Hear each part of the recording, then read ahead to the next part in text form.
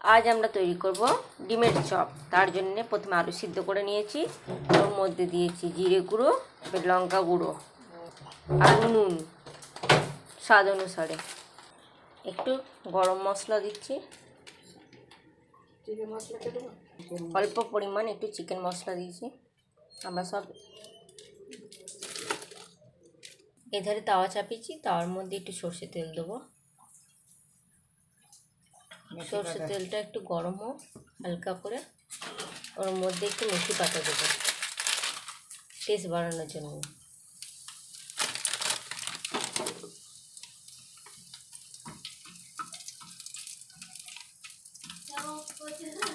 মেথি পাতাটা হালকা ব্রাউন হলেই সরিয়ে দেবো। ওর মধ্যে একটু আদা রসুন বাটা দেবো তেলটার মধ্যে। আদা রসুন বাটাটাকে একটু টস করে নেবো হালকা করে।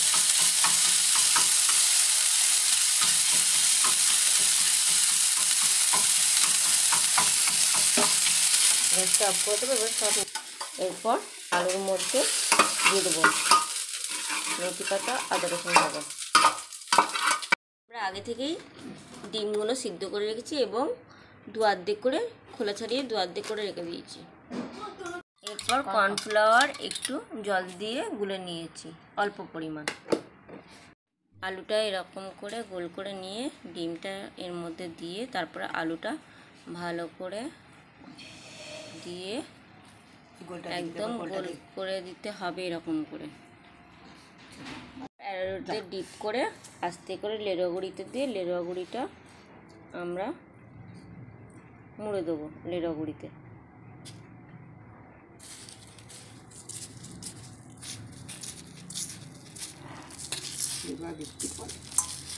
এরপর একটি পাত্রে খানিকটা তেল নিয়ে নেব। তেলটা গরম করার অপেক্ষায় একটু বসে থাকবো।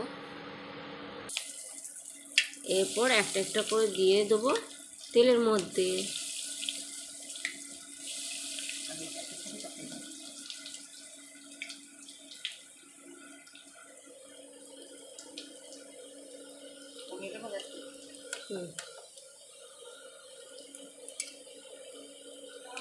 একদিকটা লাল হয়ে গেলে আরেকটা দিক পাল্টে দেবো। এরকম লাল লাল হয়ে গেলে এরপর আমরা তুলে নেব।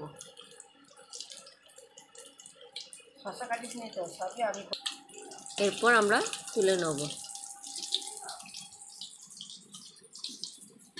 এবার গরম গরম প্লেটে দিয়ে সার্ভ করুন।